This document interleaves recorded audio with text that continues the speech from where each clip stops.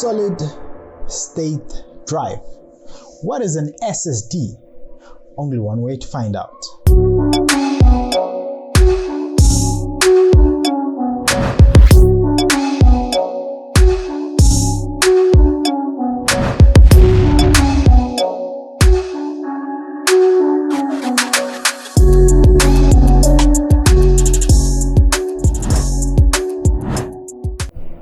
Welcome to Republic of Technology. It's your boy Felix, and today's another exciting day that I'll be showcasing a new product that I've purchased, and I wish to share with you how it works and how it operates. I'm talking other than the storage devices that are out there, that are convenient, that are newer, that have fast speeds, and a whole lot, etc. So we have the SSD. I'm quite sure you have heard about an SSD before. It's a storage device that is much quicker in access, that is convenient, that is fast, that doesn't have moving mechanical parts like the HDD, which is the hard drive disk that you know that we've been using in decades. So the Kingston SSD 240GB is the one that I'll be making a review in this video to showcase to you guys what it really does. Its boot times, load times, file transfer speeds, fast access. Is it convenient? Does it last? Is it durable? And all those features. So stay tuned if you really want to learn more about SSDs, how convenient they are, or if you wish to purchase one for yourself. This is the video for you. Okay, now as I open it, within the box there's nothing much of information besides that we know it's a 240GB SSD. It already states what it is. I'm just going to cut through. I think I'm ready to cut through, open it. Just so basic with a pair of scissors. But now what I'm going to do is I'm going to need an anti-static wrist strap before I can touch the device. So we are almost there. I'm going to need an anti-static wrist strap before I could touch the device, and what that does is it prevents electrostatic discharge from my body into the object. Now this is the anti-static wrist strap. So we're gonna put it in my wrist, then clip it on, and then I'm gonna find where I can ground any form of electricity that will be coming from my body so that it doesn't damage the components that I'll be handling. So I'm gonna look for a place to ground, maybe the base corner of my laptop. Just gonna clip it right there, or somewhere here so that you can see. I believe you see where it's coming from. Just any form of grounding, then I can just adjust it here. Let me see. Adjust it a bit.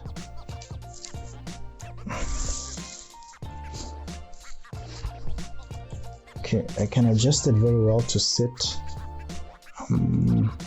So now we're done. Now I can handle safely the SSD. Looking at it, it's very, very light. You know, it's so light. It's just like the same weight as a normal USB stick. It's very light, convenient, and the logo there, Kingston, at the back, serial number and all that. By the way, this is a SATA connector.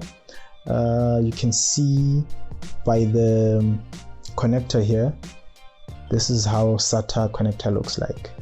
So I believe most of your laptops will be able to handle this. Do bear in mind that the other types of SSDs, like the NVMe form, it's much different than this one. It's in sticks and it's much faster than this one. So this is the development that is ongoing within SSDs. So now it's time to install this into the laptop or any desktop computer that you have out there, as long as it supports the SATA connector. So now I'm going to the process of opening the laptop, replacing it with the SSD. So first I have to do is remove the current HDD, hard drive disk.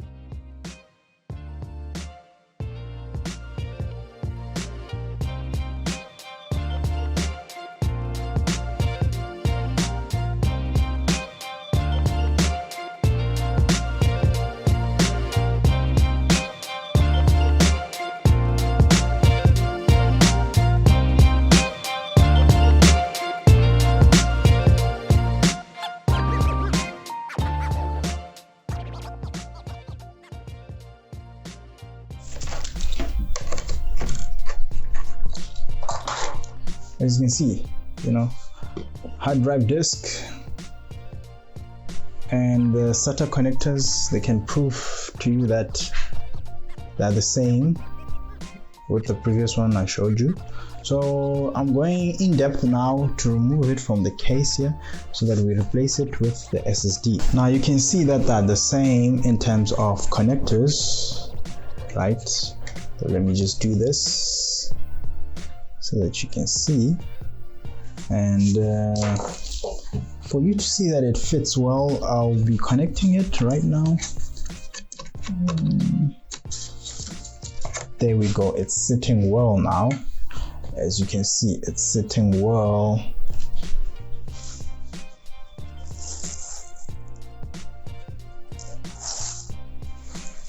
So what I'm going to do now is to plug in my USB device into my computer so that we can install or mount Windows 11 inside the USB and then be able to boot from the USB device. So I'm using Rufus software. So after plugging in, I have my Windows 11 image here. It takes about 5.240 GB. Then I'm going to search for, first of all, we can even do the virus scan just to lay out that our Windows 11 is safe. It has no viruses and stuff. But I downloaded this one from the Microsoft Store. Then what we're going to do, we're going to go to my software, and then I'm going to look for Rufus software. There it is. Let me just check it here. I don't have it installed. I also don't have it installed on the desktop, so we're going to run it from here. Then, okay. Whilst our scan is about to be complete, then what I'm going to do is, okay, let's check first. No malware found. Good, great. Now what I'm going to do now is look for Windows 11. Select. Once I click select, it's going to give me options. Then I'm going to go to desktop. Since our image is in the desktop, then I'm going to click Windows 11 22H2, which is the latest version. Then open. And then what I'm going to do here is start installation. GPT is okay. And then volume name, we can just call it Win 11. And then NTFS is fine. And then remember, it's going to format my USB. So I'm okay with that. Then click start. Warning, all data on device Win 10 will be destroyed, right? To continue this operation, click OK. Okay. I don't mind destroying my previous data since we're installing this time. So now it's deleting partitions and making sure that everything. Wait, constant. Wait, what is this? What's happening? Which one did I delete here? I hope I didn't delete any of my hard drives here. Which one is this one? Okay. Whew.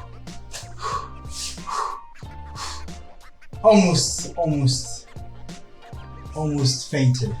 I'd actually had another partition here, which is this one. It has all my information, my games, and I actually thought it selected it. I didn't actually check, but I remember it saying it's going to destroy everything in my drive, and I was thinking it's destroying one of my partitions. So you gotta be careful when you look into that, so that you don't make such mistakes. So actually, I was correct. It did delete what was in the USB, not my other partitions. And this almost freaked me out because I would have lost everything and had to go through the process of backing up and restoration. I just wouldn't love that. Looking at most of my applications had been installed with updates and all that. So since everything was right, on clarification, this is the observation. Now, this is the label that you specify. You see? Like my USB is Verbitten store, consists of 7.7 GB, that's the correct one. and then we have our Windows 11 there and all these settings, and then everything should be fine. So let's go back and say Win 11 and continue the same process. You just say start, and then okay. Yeah, now it's deleting partition. I think it's fine, but that almost freaked me out. So it's going to take some time. We can just wait for it to complete the whole process. Whilst the Rafa Software 3.5 is running the image of Windows 11 into the USB for boot purposes, soon it will be fine. That's when now we can boot from the boot menu and run Windows 11. So as you can see now, our installation is complete and it says ready here. Okay, now that I've installed the SSD, it's time to boot the PC for the first time and see the boot menu. Do remember that this SSD has no operating system, and remember that we did mount our operating system in the USB here, which is Windows 11. So we're gonna boot from that. But before I could do that, I just want to see from the boot menu, once I switch on, what do we get? Then we can continue with the installation from that. So let's see. Okay, it says reboot and select proper boot device, or insert boot media in selected boot device and press a key. Right, so what that means is we're in the boot sector here. It senses that this SSD has no operating system. It's a new SSD, and our job now is to boot from the USB and install Windows 11. Okay, once my USB is plugged in, I'm going to press a key. Okay, now there's something I want to emphasize here. I've managed to figure things out. So what I'm going to do is I'm just going to showcase you in the advanced menu, everything as it is. So when you go to SATA configuration, it just lets you know that you got an installed hard disk, and for us it's a Kingston SSD. Then past that, I went to boot. Now at the boot, as you can see, the launch CXM, it's enabled. It's supposed to be enabled. As it's enabled, it will allow you to have boot options like boot option 1, which is the Verbatim, and the 2 is the DVD drive, right? So this is where we're going to boot our Windows 11 from, right? So second option will be the Kingston. So I think it's fine as it is. Once after the installation, that's when we can come and arrange boot option and give our SSD first priority for fast access, right? So that we don't delay in load times. And then when you come to the boot sector menu, everything should be left as it is. The secure boot should be disabled. I mean, a whole lot of options out there on the internet that can give you information on certain requirements of Windows 11, if you should enable secure boot or not. Then you leave everything as it is, and then now what we're gonna do is we're gonna cancel. Then you can say save, but for me now I'm not going to save anything. I leave it as it was and exit. Yes. Then now I'm going to press escape. I'm going to power on and press escape. On my Asus laptop, escape is going to give me the boot option to specific drive that I can boot from. Like as you can see, for me it would be the USB Verbatim store. Depending on your model and which brand you're using. As for Dell, HP and other brands, you find that boot option has a different key. Maybe it's F10 or F2. So for mine it's the escape button. I just press that and then the select boot device option comes out. Then I select the first one, which is where we're booting Windows 11 from. Yes, actually it's coming out. That means we are lucky, and hopefully it's loading in the SSD. So let's see what happens next. Okay, now the installation wizard came through. Then what I'm going to do now is I'm going to select next and then install now, and then let's just wait and see what we're getting.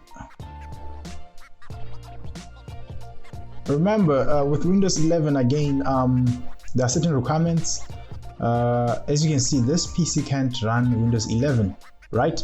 So we're going to come up with a way to bypass certain requirements so that we run Windows 11. So let's get into that.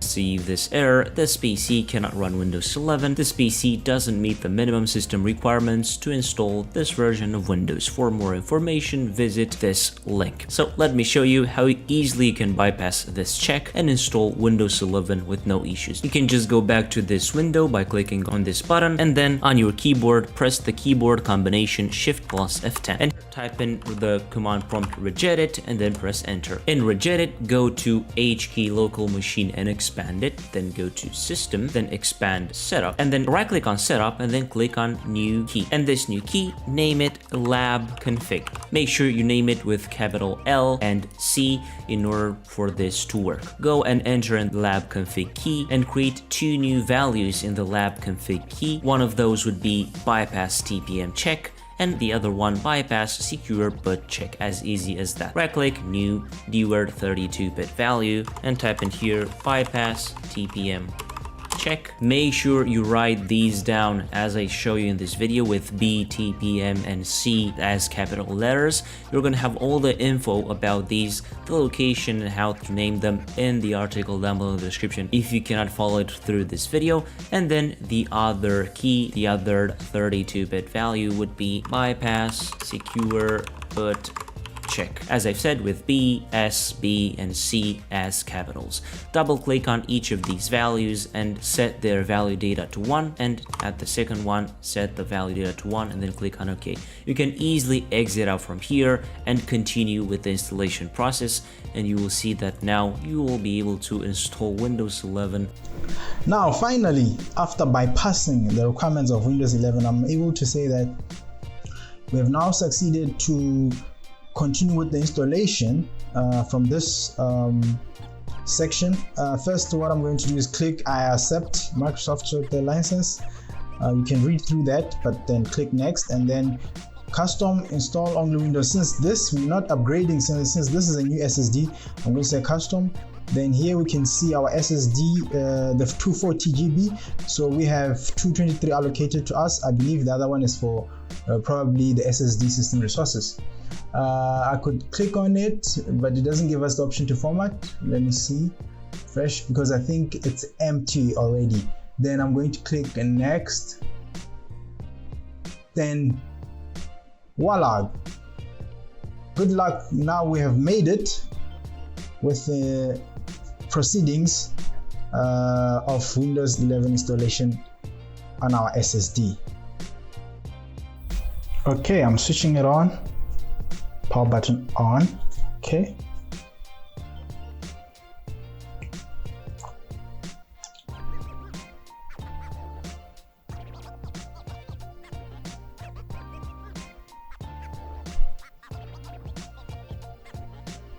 One, two.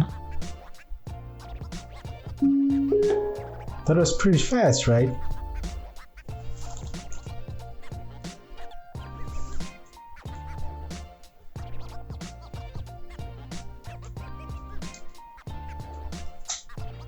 Voila, that was quick. Okay guys, I'm excited to say now we have logged into the Windows 11 interface, and I'm excited that from the start installing SSD and eventually installing Windows 11 inside our SSD, we have come to a brilliant interface of a full desktop, laptop, computer, and everything is significantly fast. I've already installed a couple of applications just to test it out. I've installed games, I've installed the Microsoft Office Suite 2019, and right now on the start menu, since the start menu is in the center of the Windows 11 interface, you can maneuver it around the left or the right panel with the settings inbuilt. So since we in the center here, we're going to say Word. I think I installed Word 2019. I'm just going to click on it. I want to showcase you how fast this Word OS loads. As you can already see, Word application loads so fast. That means everything is perfectly fine, configuring well from the new OS to the new OSD. It's much impressive. And if you like this video, please do subscribe, do share, do like, and do inform me what you want to see next when I upload a new video. Till we meet again next time, it's goodbye.